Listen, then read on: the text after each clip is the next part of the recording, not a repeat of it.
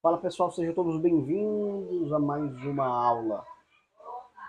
Nosso curso sobre interpretação de sonhos, sobre o inconsciente. E como eu falei, não há como falar, não tem como falar sobre interpretação de sonhos se você não entender o inconsciente. Você vai entender já já os motivos pelos quais nós estamos falando do inconsciente, tá bom? Agora, nós falamos na aula anterior sobre o consciente, a consciência.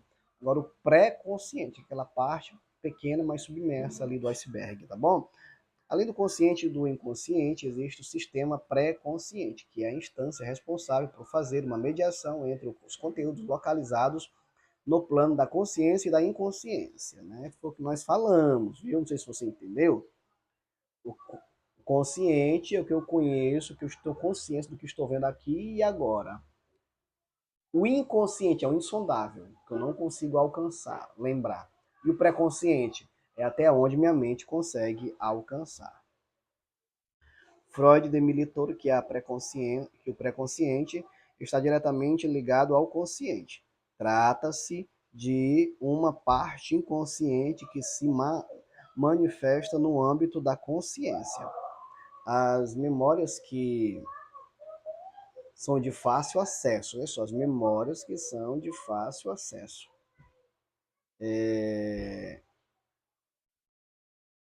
Eu me perdi. Aqui. De fácil acesso estão no plano do pré-consciente. As memórias que são de fácil acesso estão no plano do pré-consciente. É o que eu lembro, o que eu, é, o, é aquilo que eu lembro, onde eu estava no Natal do ano passado, onde eu estava, ah, foi, foi que eu almocei no domingo passado, né? Então, é até onde minha mente, olha só, está no plano, ó, as memórias que são de fácil acesso, acessibilidade, que eu consigo lembrar. Isso é pré-consciente, viu? Podemos afirmar que é por meio do espaço do pré-consciente que o psicanalista poderá identificar os conteúdos trazidos pelo paciente. O que o paciente vai fazer? O paciente vai trazer, o que é a psicanálise? É um método de investigação do inconsciente. Então, mas para começar, eu vou começar do pré-consciente, porque eu vou perguntar situações ou fatos que ele lembra. Então ele vai trazer. Então eu vou começar a trabalhar a partir do que ele sabe, a partir do pré-consciente. Quando, quando eu percebi que existem mais coisas que ele não lembra, que é muito vago as respostas deles, como é muito comum, né? Então aquilo é, existe muitas situações que vai estar no inconsciente, no insondável. E a partir daí, com regressão, com hipnose, eu vou ajudá-lo ele a entrar lá no insondável, né? No inconsciente, no mundo que ele mesmo teve que esquecer como mecanismo de defesa. Freud delimitou que o pré-consciente está diretamente ligado ao consciente. Para Carl Jung, no pré-consciente estariam aqueles conteúdos que estão a ponto de emergir à consciência, prestes a se tornarem claros para o indivíduo. O pré-consciente é muitas vezes chamado de subconsciente. Tá?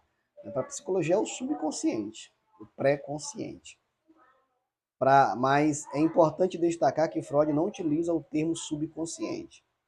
Pré-consciente se refere àqueles conteúdos que podem chegar ao consciente, mas que lá não permanecem. Os conteúdos são informações sobre as quais não pensamos, mas que são necessárias para que o consciente faça suas funções.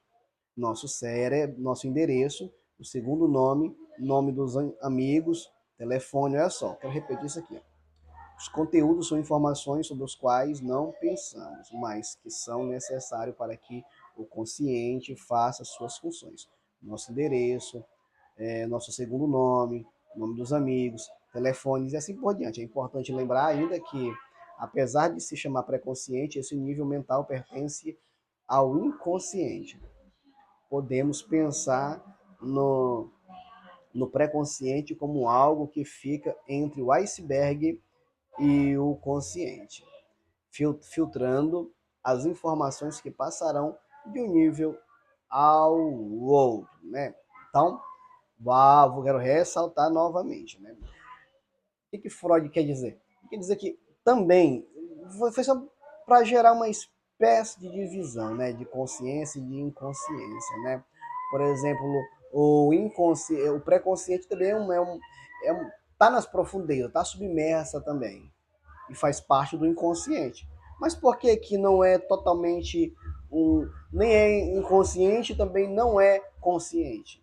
Por que que ele é pré? É porque ele é acessível, você consegue acessar, você consegue lembrar. Tudo que você lembrar está no pré.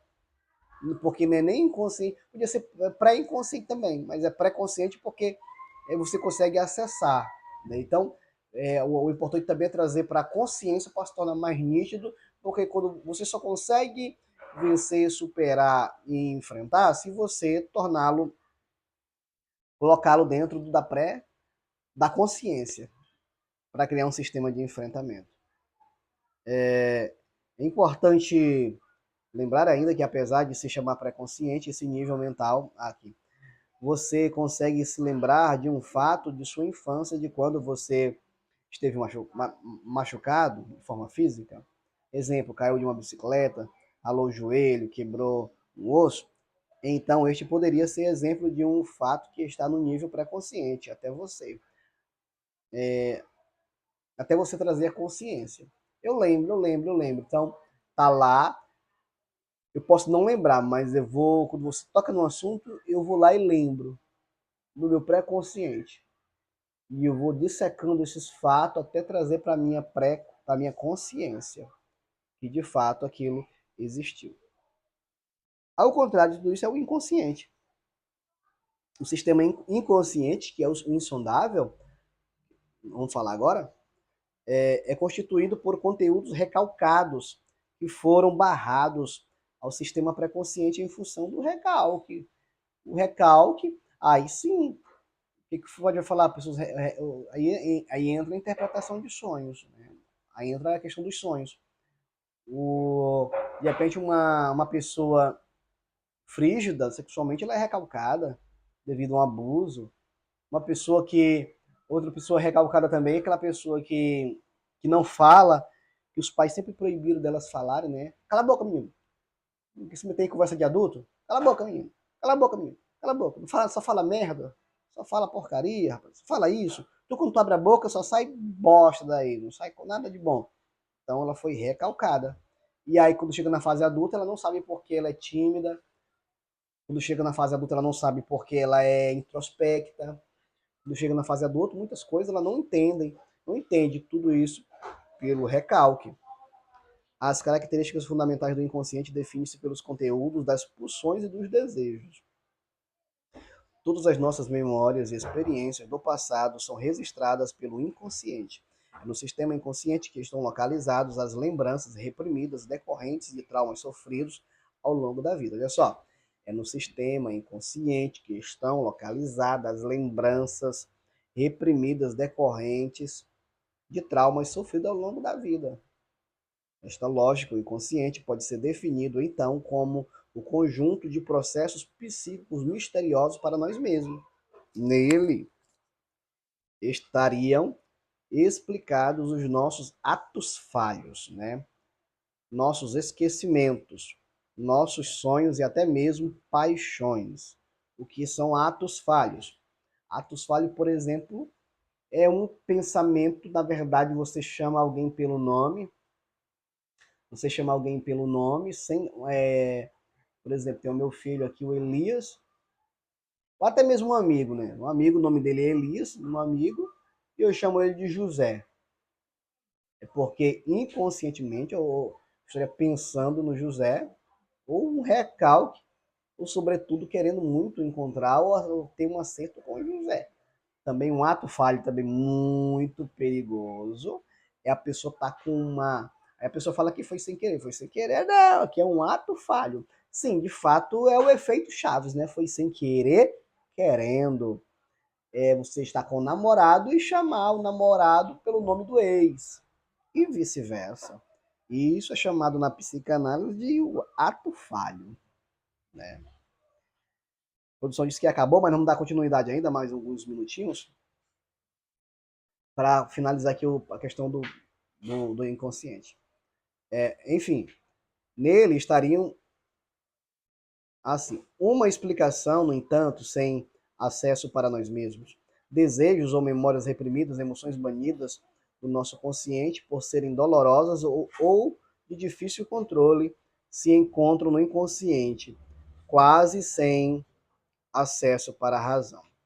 Exemplos, são exemplos, vamos ver aqui alguns exemplos de expressões do inconsciente. Sonhos, trocar o nome de alguém, que é o ato falho, soltar alguma palavra descontextualizada, fatores do inconsciente. Coisas que fazemos sem perceber, já está dentro do piloto automático, né? Quando a gente faz algo que parece não ser do nosso feitio ou não corresponde com nossa forma de agir.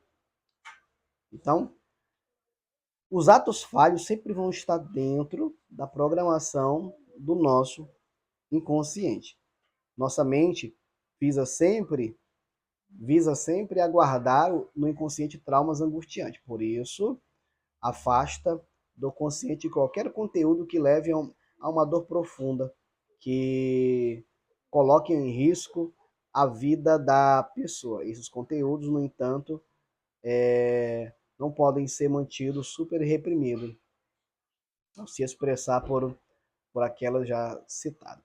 Bom, eu quero te aguardar na próxima aula, tá bom? Vem comigo.